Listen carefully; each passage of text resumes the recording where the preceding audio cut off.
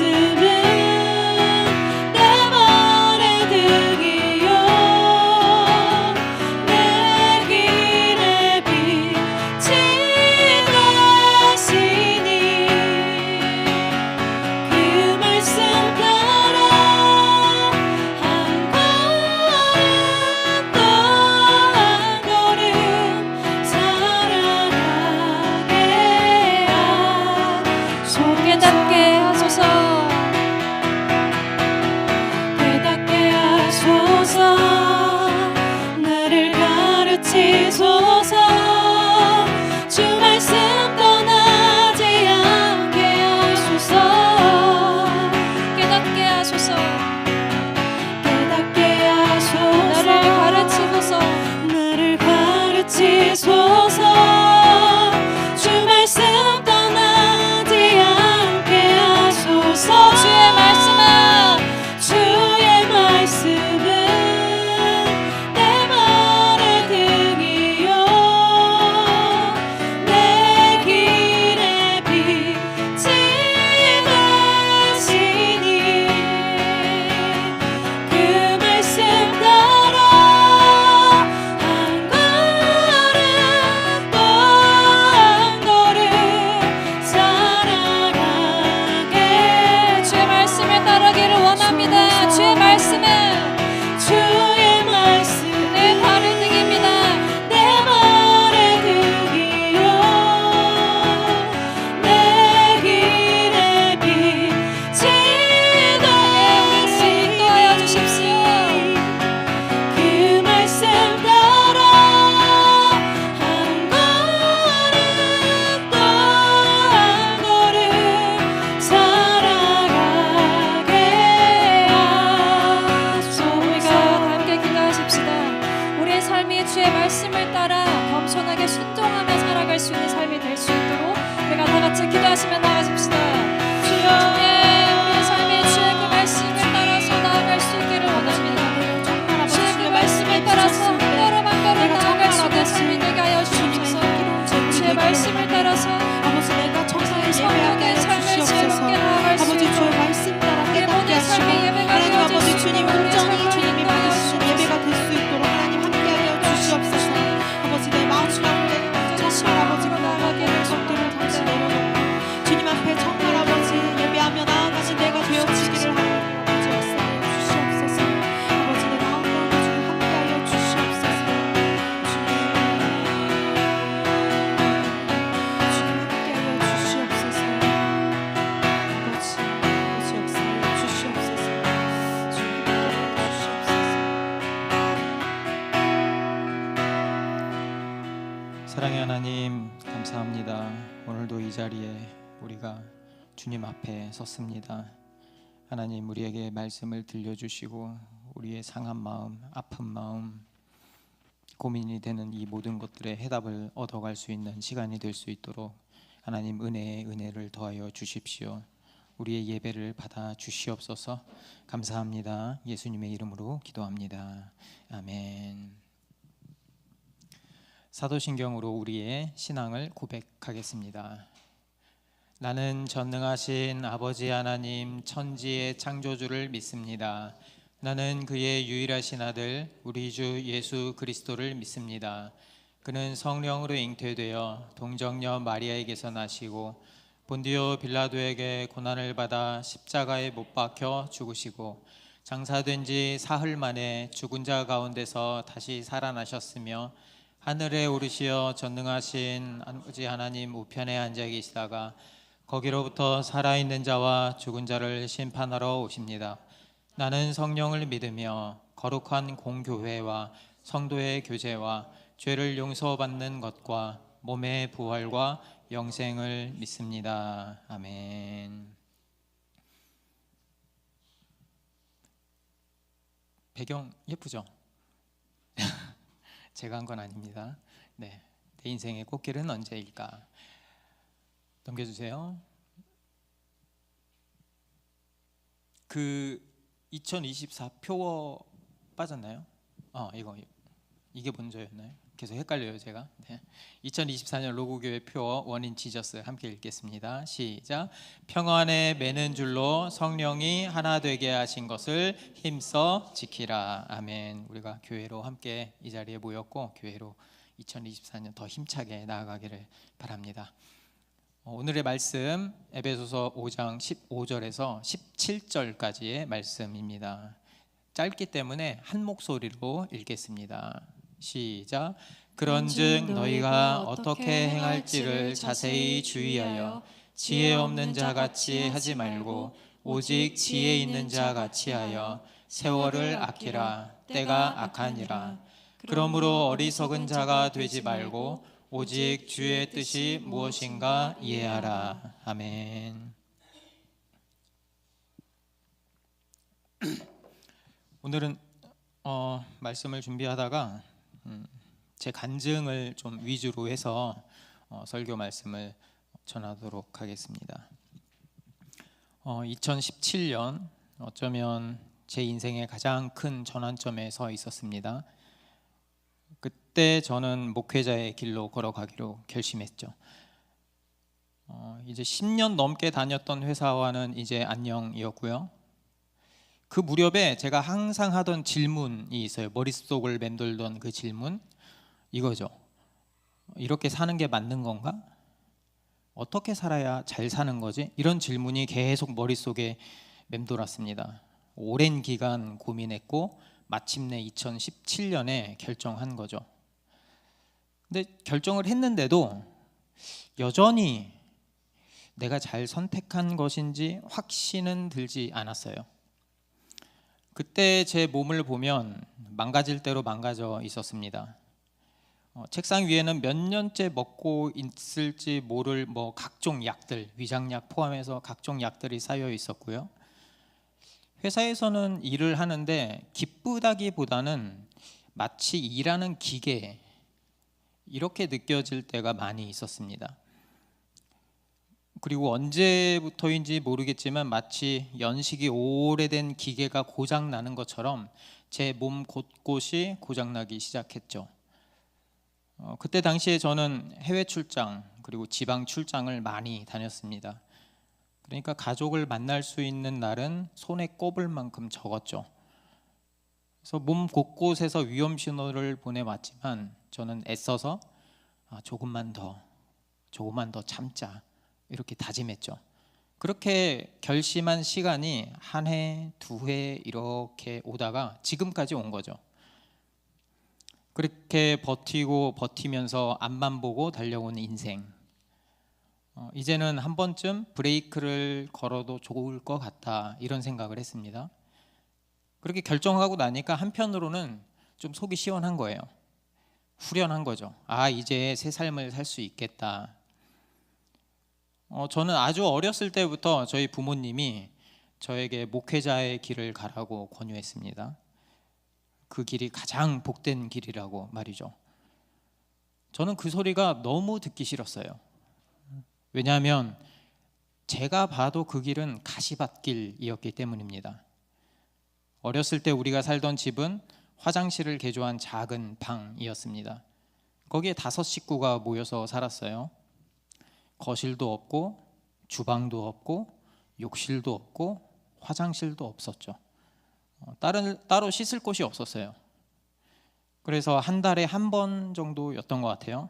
그래서 목욕할 때가 되면, 여러분 아시죠? 빨간 다라이, 엄청 큰 다라이. 이 다라이를 가져와서 저희 3남매를 집어넣고 거기서 빨래하듯이 우리의 묵은 때를 벗겨냈습니다. 이렇게 벅벅벅 이렇게 긁어내는데 아무리 아프다고 소리쳐도 벗어날 길이 없었죠. 그러니까 겨울만 되면 목욕하는 게 그렇게 싫었어요. 추우니까. 그래서 도망치다 보면 항상 손등은 갈라지고 터져 있었고 머리카락은 떡져 있었죠. 초등학교 때를 보면 돈이 없어서 준비물을 챙기지 못한 적이 종종 있었습니다. 그때는 학교 가기가 너무 싫었어요. 남들은 그 시간에 친구들은 다 만들기에 열중하고 있는데 저는 혼자서 멀뚱멀뚱 앉아 있어야 했거든요.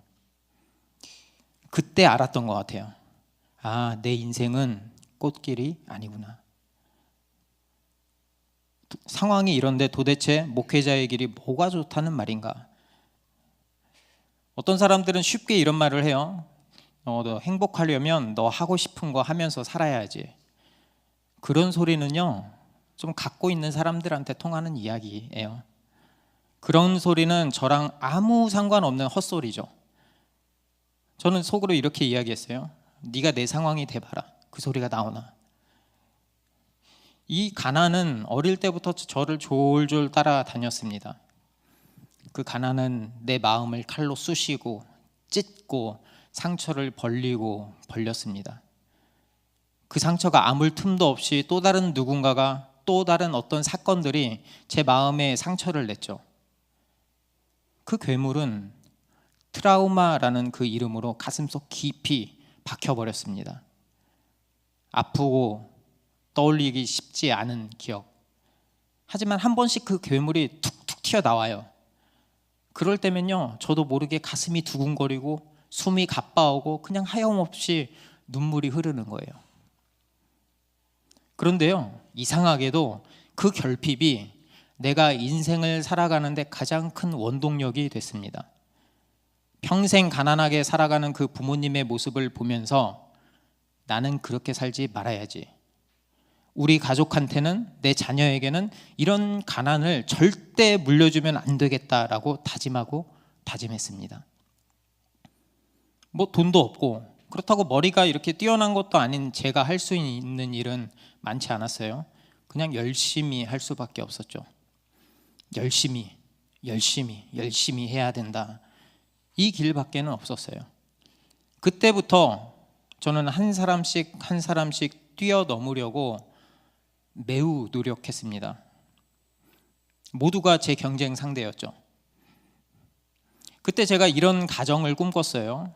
아빠와 엄마가 활짝 웃으면서 자녀들을 따뜻하게 안아주는 그런 화목한 가정 말이죠. 그런데 그때 도무지 그런 그림이 우리 가정 안에서는 그려지지가 않았어요. 왜죠? 이 모든 게 목회자 가정이기 때문이다 라고 생각했어요.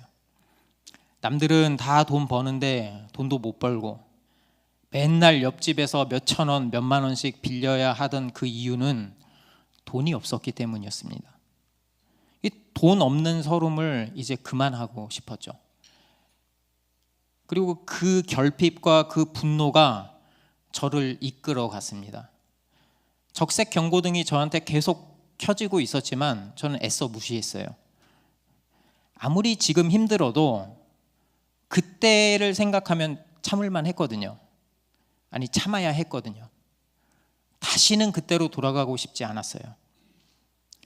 우여곡절 끝에 목회자가 되었지만 그 트라우마는 여전히 저와 함께 있습니다. 그리고 어쩔 때는 제가 말씀을 전하지만 하나님의 말씀이 깊이 와닿지 않을 때도 많이 있어요. 그러니까 제 가슴속 깊이, 마음속 깊이 있는 내 자아는 이렇게 말하는 거죠. 하나님, 빛의 자녀로는 다 살 수 없어요. 그렇게 어떻게 살아요? 이러는 거죠. 정말 하나님의 부르심이, 하나님이 나를 부르신 게 내가 지금까지 쌓아왔고 노력해서 지금 쌓은 이 모든 것을 빼앗아가는 것이라면 저는 견디기 힘들 것 같아요.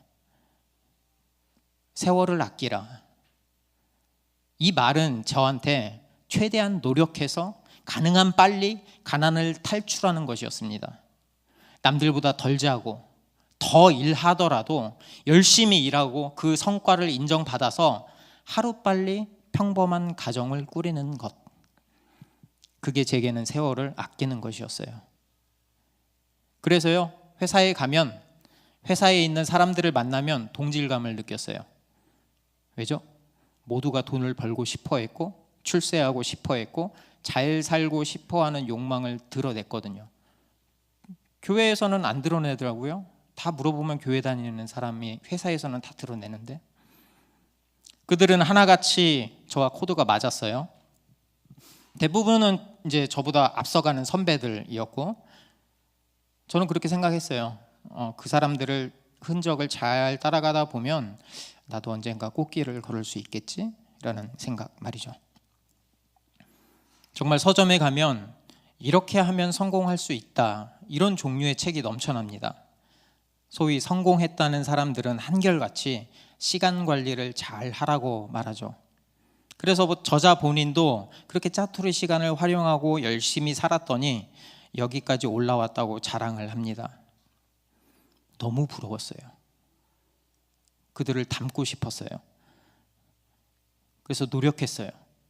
그러다 보니까 조금씩 돈이 모이는 거예요. 그때와는 비교할 수 없는 좋은 집에서 살게 되었습니다.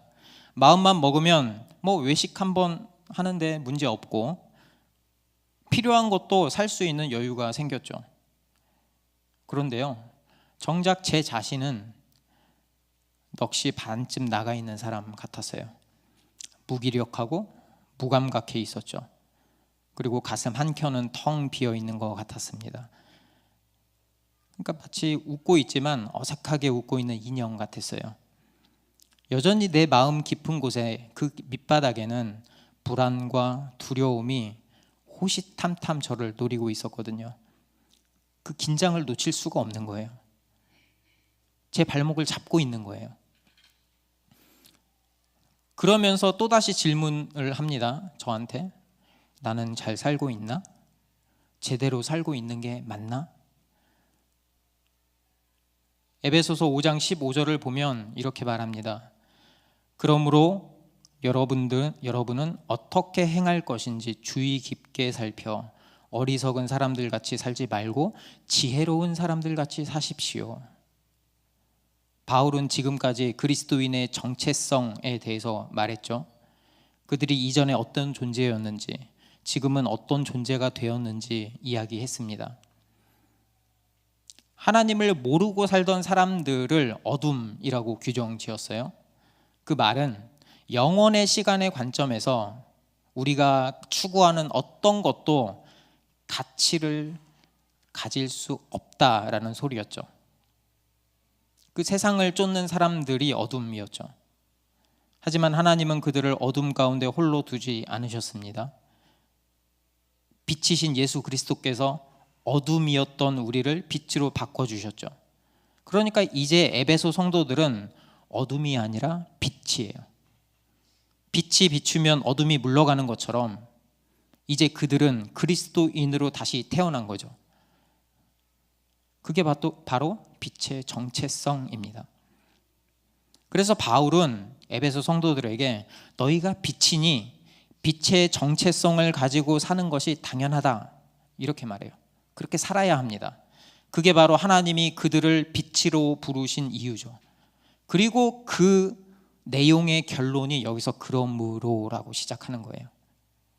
그런데 이 본문을 읽다 보니까 이 뒤에 바울의 단어 선택을 보면 굉장히 신중합니다. 빛과 어둠이라는 선명한 대조로 개념을 설명했지만 바울이 삶의 적용에 있어서는 그렇게 아주 딱 떨어지게 말하지 않아요. 단순하게 말하지 않습니다. 흙과 백으로 깔끔하게 나누지 않아요. 이렇게 하면 지혜롭게 사는 것이라고 이분법적으로 말하지 않습니다. 대신 어떻게 이야기하냐면 어떻게 행할 것인지 주의 깊게 살펴야 한다라고 말합니다. 여기서 주의 깊게라는 말은 정확하고 정밀하게 세심한 주의를 기울인다라는 뜻이에요. 그만큼 우리가 행동을 하기에 앞서 신중해야 된다는 뜻입니다. 그래야만 지혜로운 삶을 살 수 있습니다. 그리스도인이라면 그리스도인다운 삶이 무엇인지 깊이 고민해야 합니다. 그러니까 더 이상 우리의 삶의 목적과 방향이 어리석으면 안 돼요. 어둠이었을 때 쫓았던 삶을 그대로 유지하면 안 됩니다. 그 인생은 어리석다고 지금 결론이 났잖아요. 지혜로운 사람, 그렇다면 지혜로운 사람의 특징은 무엇일까? 그게 바로 세월을 아끼는 거예요. 16절을 보면 세월을 아끼라. 제가 이 본문을 읽으면서 처음에 이해가 되지 않았어요. 지금까지 내 노력과 열정은 세월을 아끼는 게 아니었단 말인가? 나도 하나님을 믿으면서 잘 살고 싶어서 노력한 건데 그거는 세월을 아끼는 게 아니란 말인가? 그리고 이 본문을 살펴봤어요. 그러다 보니까 이 세월을 아끼라라는 말을 원문으로 보니까 시간을 살아라는 말이더라고요. 여기서 이 헬라어로 이 시간이 카이로스예요. 카이로스는 단순히 흘러가는 시간을 말하지 않고요. 의미 있는 시간을 말합니다. 다시 세월을 아끼라라는 말을 다시 말하면 너 자신을 위해서 의미 있는 시간을 살아라는 말이죠. 우리 모두에게는 매 시간 60분, 하루 24시간이라는 동일한 시간이 주어집니다. 지혜로운 사람은 시간이 중요하다는 사실을 알아요. 한 번 흘러간 시간은 절대로 되돌릴 수 없다는 것을 알아요. 그러니까 지혜로운 사람은 시간 가운데서 찾아오는 기회를 절대 놓치지 않습니다. 그래서 세상에서도 성공한 사람들을 보면 기회를 잘 포착한 사람이에요. 그리고 그 기회를 찾은 다음에 올인한 사람이죠. 빌 게이츠도 윈도우를 사서 지금의 빌 게이츠가 되었죠. 스티브 잡스도 애플에 올인하면서 지금의 잡스가 되었죠. 우리도 지혜로우려면 내게 다가오는 의미 있는 그 시간을 잡아야죠. 나에게 찾아온 그 기회를 놓치면 안 되죠. 기회가 왔을 때 올인할 수 있어야죠. 그러려면 매사에 신중해야 돼요. 왜냐하면 그 선택으로 인한 가치에 대한 계산이 명확하게 서 있어야 올인할 수 있거든요. 그 가치의 크기를 알아야 올인할 수 있거든요. 밭에 감추인 보물의 존재를 아는 사람은 전 재산을 올인해서 그 밭을 사죠. 주변에서 아무리 뜯어 말려도 아랑곳하지 않죠. 왜냐하면 누가 뭐라고 해도 나는 그 밭의 가치가 어느 정도인지 알기 때문입니다. 그게 바로 의미 있는 시간을 사는 것이고 기회를 잡는 사람, 지혜로운 사람이죠. 여러분에게 의미 있는 시간은 언제였습니까? 제 삶을 돌이켜 보니까 언제가 의미 있었나 돌이켜 보니까 사랑하는 사람과 결혼했을 때, 사랑하는 자녀를 낳았을 때, 아내와 자녀와 함께 껴안고 웃으며 사랑한다고 말할 때, 그때였어요. 이상하게도 내가 의미 있다고 생각하는 시간은 굉장히 아이러니하게도 제가 목표하고 간절히 원하고 쫓았던 돈이 아니었더라고요. 그렇다면 여기서 시간을 산다라는 의미를 어떻게 봐야 될까? 뭐가 진짜 의미 있게 시간을 사는 것일까? 여기서 사다라는 단어는 다른 말로 또 구원하다, 속량하다라는 뜻입니다. 갈라디아서 3장 13절입니다. 그리스도께서 우리를 위하여 저주를 받은 바 되사 율법의 저주에서 우리를 속량하셨으니 기록된 바 나무에 달린 자마다 저주 아래 있는 자라 하였음이라.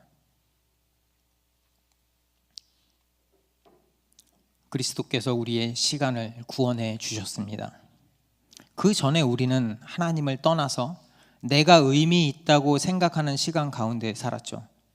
그 안에서 의미를 찾고 그 안에서 행복을 찾았죠. 하지만 어둠 자체였던 우리는 어둠에서 벗어날 힘도 능력도 또 벗어나고 싶은 마음도 없었죠. 그냥 이 시간, 우리가 살고 있는 이 시간이 전부인 줄 알았고 그 가운데서 의미를 찾으려고 노력했죠. 하지만 내 안에 깊은 곳에 있는 그 결핍은 채워지지 않았어요. 살아있지만 죽어있는, 그래서 죽음을 향해 걸어가는 존재가 바로 어둠이었던 우리의 모습이죠.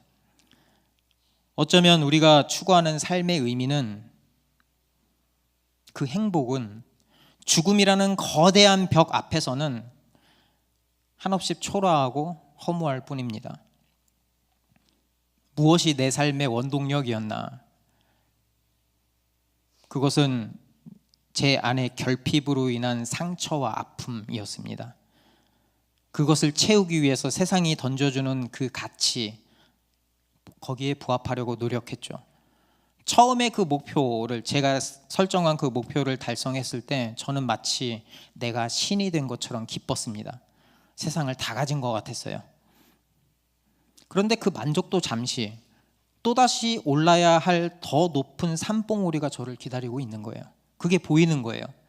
그 산봉우리를 오르면 또 다른 산봉우리가 나를 기다리고 마치 쳇바퀴 안에서 영원히 달리는 다람쥐가 된 것 같은 느낌이었어요. 먹어도 또다시 배가 고팠고 허기졌죠. 처음에 느꼈던 그 기쁨은 사라진 지 오래였고요. 마치 굶주린 하이에나처럼 침을 질질 흘리면서 썩은 고기를 찾아다니고 있었죠. 저는 그때 그렇게 생각했어요. 여기까지 도달하면 인생의 의미를 찾을 수 있을 것 같다. 삶의 의미와 목적, 내가 원하는 그 행복을 찾을 수 있을 것 같다. 그러면 만족할 것 같았어요. 하지만 도달해 보니 그곳에는 만족이 없었고 오히려 그런 것들이, 그런 결핍이, 그런 돈이 나를 잡아먹고 나를 더 깊은 수렁으로 빠뜨리고 있었습니다. 근데 예수님이 그런 상처투성이이고 결핍투성이인 제게 찾아오십니다. 그리고 여러분들에게도 찾아오셨죠. 자신의 생명을 바쳐서 저와 여러분을 어둠에서 건져주셨습니다. 그 분과 연합된 빛, 그리스도로 옷 입은 성도, 교회로 삼아 주신 거죠. 이제 우리는 하나님의 자녀가 되었고 영원한 생명을 얻게 되었습니다. 그게 바로 빛의 존재죠. 올바른 빛이라는 정체성이 있을 때 우리는 빛의 자녀처럼 살아갈 수 있습니다. 그리스도인의 삶은 하나님 앞에서, 말씀 앞에서 자신이 처한 상황과 행동을 돌아보는 거예요. 이 혼돈의 시대 가운데서 어떻게 사는 것이 옳은지 스스로 판단하고 자신의 행동에 책임을 지는 것입니다. 우리 한 번뿐인 인생, 의미 있는 삶을 살아야 되잖아요. 여전히 세상은 우리에게, 또 저에게 돈만을 쫓아 사는 게 시간을 사는 거라고, 남을 밟고 올라서는 게 시간을 사는 거라고, 이 세상 너가 하고 싶은 대로 편안하게 즐기는 게 시간을 사는 거라고 속입니다. 하지만 그런 것들이 그리스도인에게 삶의 궁극적인 목적이 되지는 않아요. 그리스도인으로 새롭게 태어난 우리 삶의 가치는 더 이상 세상에 있지 않습니다. 오직 우리를 구원하신 우리 주 예수 그리스도 하나님 나라에 있습니다. 내게 의미 있는 시간을 사는 그 인생을 살기 위해서 가장 중요한 것은, 그렇기 때문에 주의 뜻이 무엇인지 분별하는 거예요. 17절 보겠습니다. 그러므로 어리석은 자가 되지 말고 주의 뜻이 무엇인가 이해하라. 그런 관점에서 보면 제가 진짜 주님을 만난 때는 그렇게 오래되지 않은 것 같아요.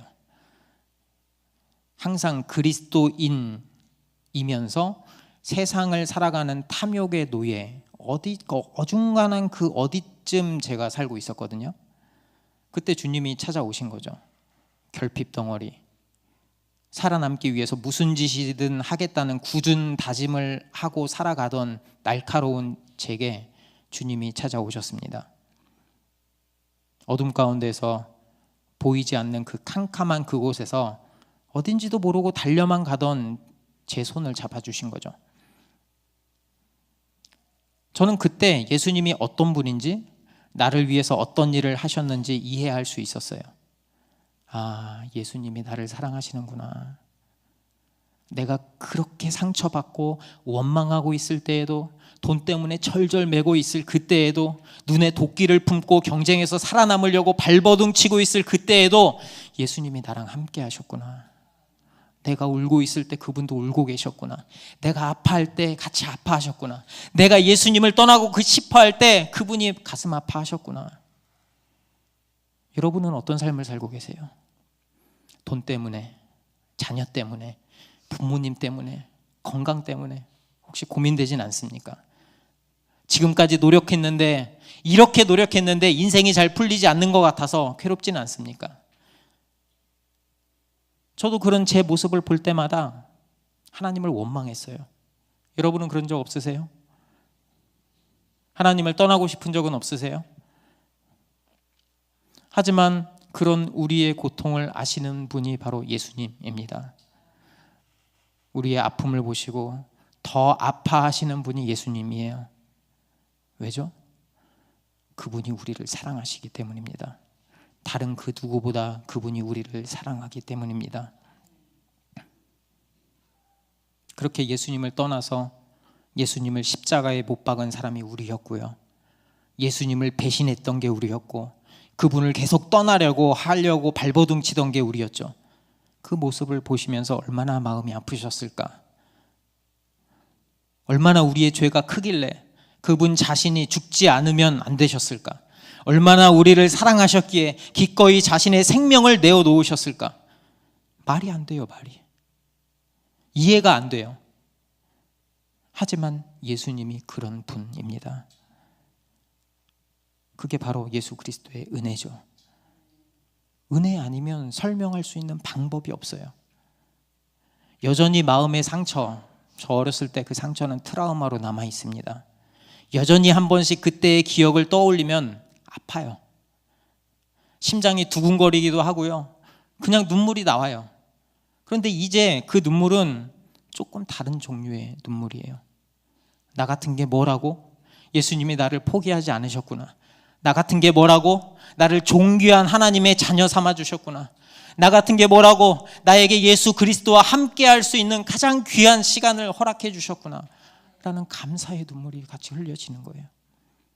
저 여전히 바쁩니다. 아시죠? 그렇죠? 주 7일 쉴 틈 없이 일하고 있습니다. 새벽에도 계속 일어나고요. 여전히 힘들어요. 때로는 지치고 때로는 넘어집니다. 그런데 이제는 일어설 수 있어요. 왜냐하면 그분이 저를 살리셨거든요. 그분이 저와 함께 하시고 넘치는 사랑을 부어주신다는 그 사실을 제가 이제 알거든요. 그렇기 때문에 이제 내 인생은 내 것이 아니고 주님의 것이다 라고 고백합니다. 그분이 생명값을 주고 산 그 시간이기에 내 인생은 주님의 것이라고 고백하는 거죠. 그렇기 때문에 매번 주님의 뜻을 구하는 거예요. 지금 제 삶을 돌아보면 그 상처의 경험이 지금 돌아보니까 너무 감사한 거예요. 성도님들을 한 분 한 분씩 제가 만날 때 그들의 삶의 어려움과 고난의 이야기를 들을 때 이제 그들이 무슨 말을 하든지 어떤 아픔을 겪고 있는지 공감이 되는 거예요. 제가 그 이야기를 듣고 있으면 그냥 같이 우는 거예요. 그게 공감이 되니까. 그분들의 삶의 간증을 들으면서 예수님이 나 때문에 이렇게 힘들고 아픈 사람들 그 마음을 들어주라고, 그들을 위해서 기도하라고 어렸을 때부터 나를 연단시킨 것이구나. 지금 감사해요. 그들의 아픔을 공감할 수 있게 되어서 감사하고, 그분들을 위해서 기도할 수 있어서 감사하고, 우리가 함께 교회로 주님이 주신 지혜로 살아갈 수 있어서 너무 감사해요. 여러분, 너무 힘들면요, 너무 아프면요, 혼자 해결하려고 끙끙대지 마세요. 우리 다 알잖아요. 내 힘으로 안 된다는 걸 말이죠. 우리 인생의 주인은 예수 그리스도입니다. 그렇기 때문에 우리가 힘들고 어려운 일이 있을 때 주님께 부르짖고 주님께 기대세요.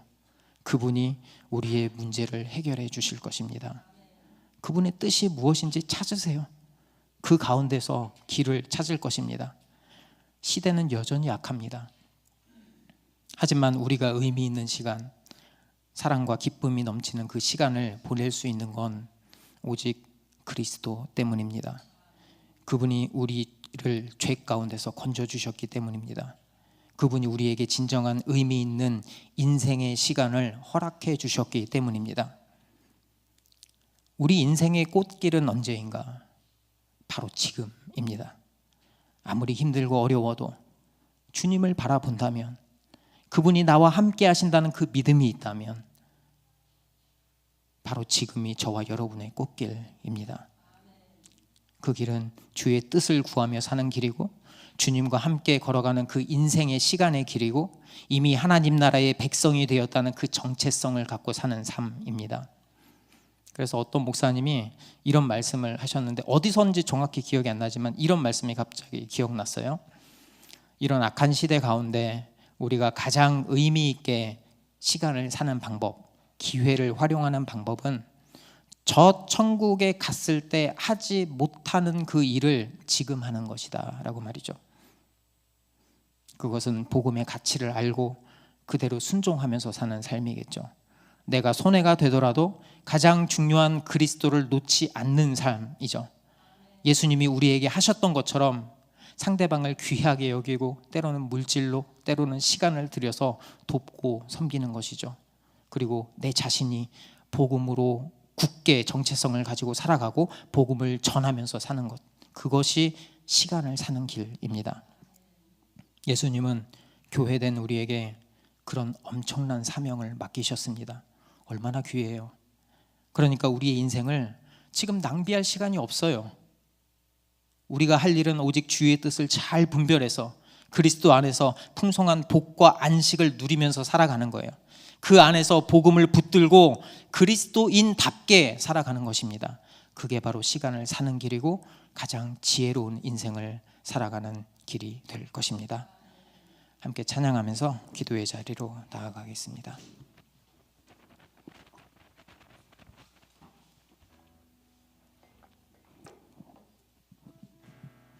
주 말씀 대상 비출 때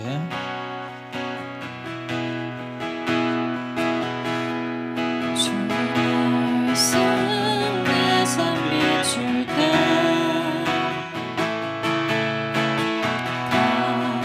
감사하게 하소서. 내게 주신 말씀 그 말씀을 따라 살아가게 하소서. 주 말씀 주 말씀 내 삶 비출 때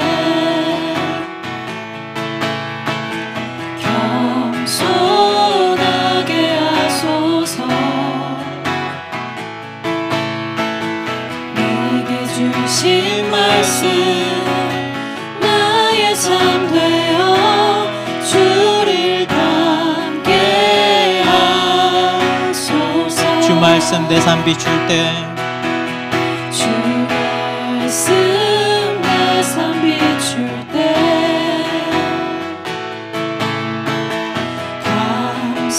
감사하게 하소서. 내게 주신 말씀 그 말씀을 따라 살아가게 하소서. 주 말씀 내 삶 비출 때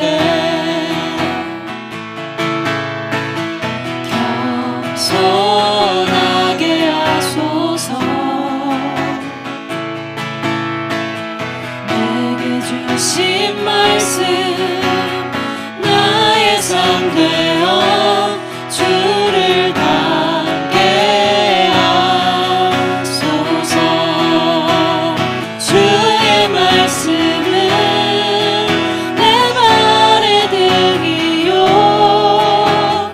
내 길의 빛이 되시니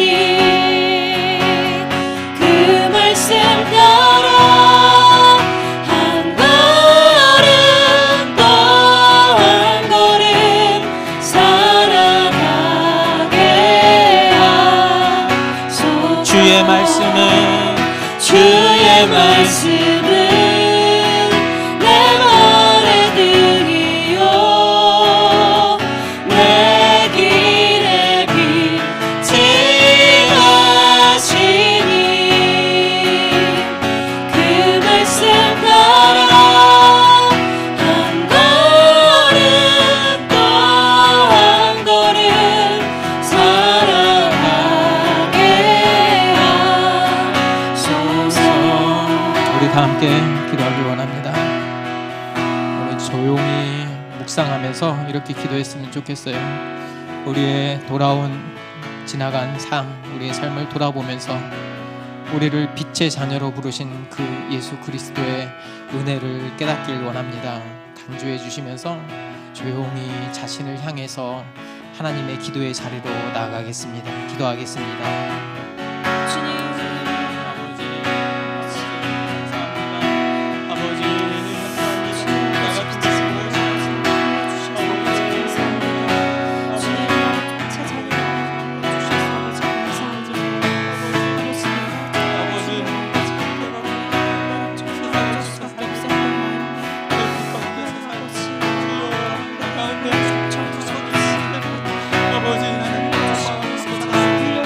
아버지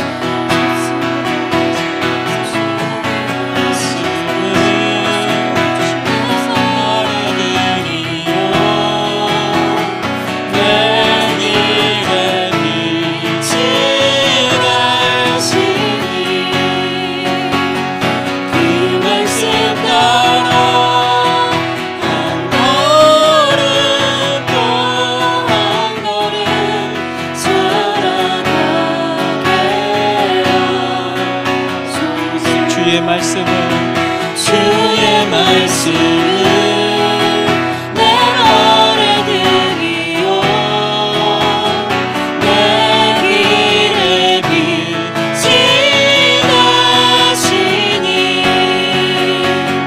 그 말씀 따라 한 걸음 또 한 걸음 살아가게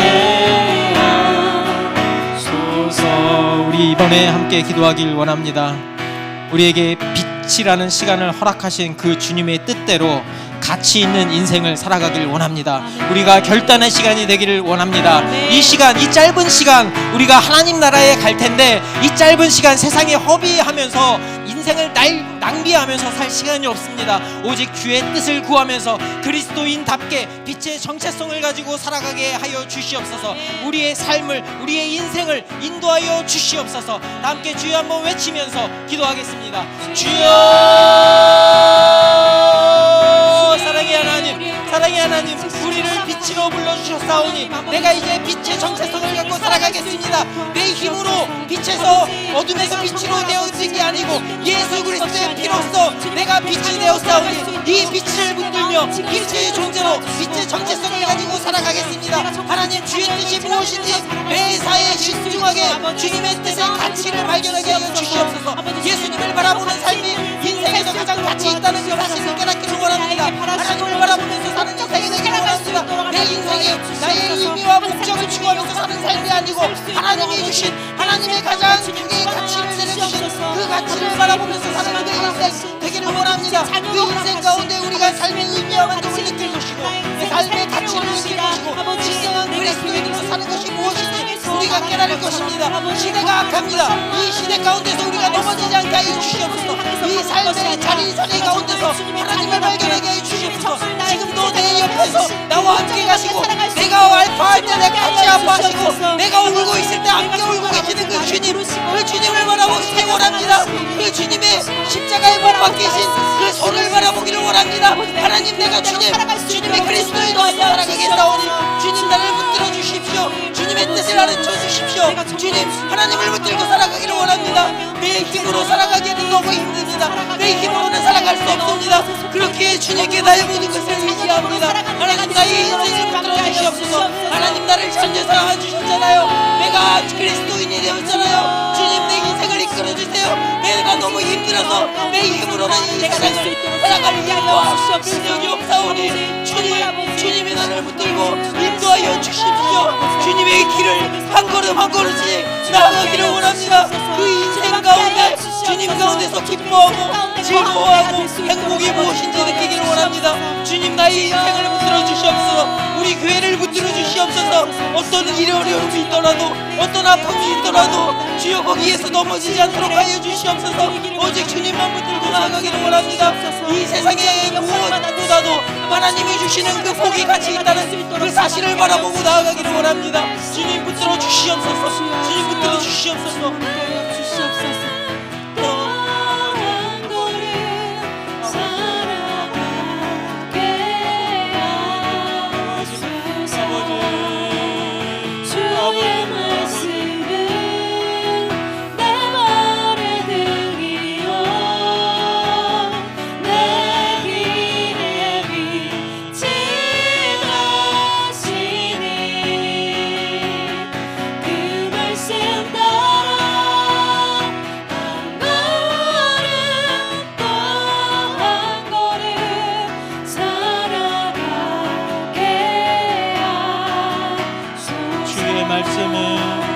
주의 말씀은 내 발에 등이요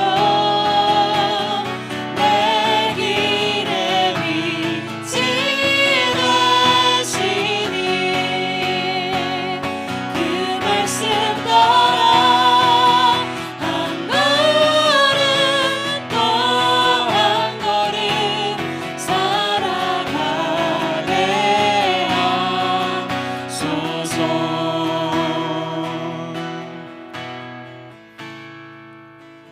하나님, 아프고 아플 때가 많이 있습니다. 하나님을 원망할 때도 많이 있었습니다. 하지만 우리가 이 말씀을 통해서 예수님이 우리를 바라보시며 더 아파하셨고 더 울고 계셨고 자신의 생명을 내놓으면서까지 우리를 빛의 자녀로 부르셨습니다. 그 사랑을 우리가 바라보게 하여 주시옵소서.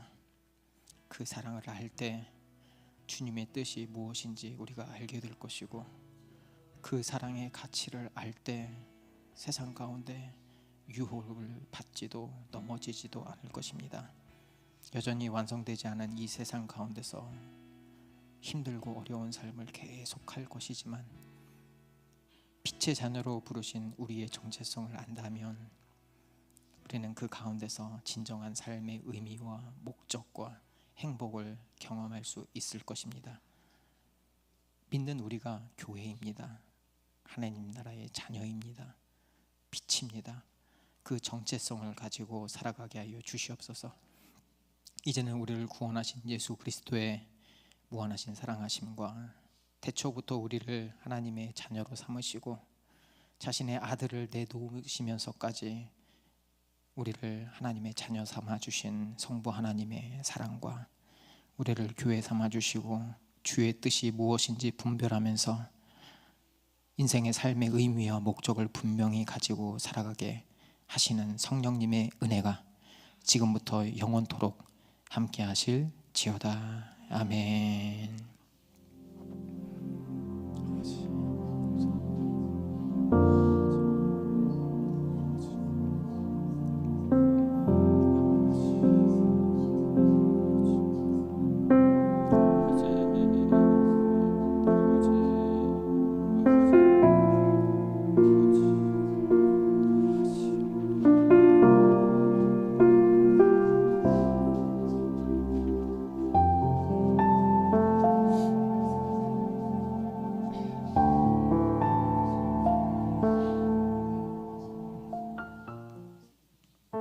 네, 함께 해주신 모든 성도님들 환영합니다. 새가족 교육 교회 등록하신 분들은 꼭 새가족 교육 신청해 주세요. 같이 시간을 잡아서 함께 시간을 갖도록 하겠습니다. 너무 좋아요. 네, 그리고 매주 금요일 8시에 기도회가 있습니다. 그리고 큐티 중보기도방 원하시는 분들은 카톡방이 따로 있어요. 그래서 신청해 주시면 자율적으로 자기의 삶을 나누는 시간입니다. 성김이 주방 배식 세팅 정리 등등등등. 그래서 원하시는 분들은 저기 한혜선님에게 말씀해 주시면 됩니다.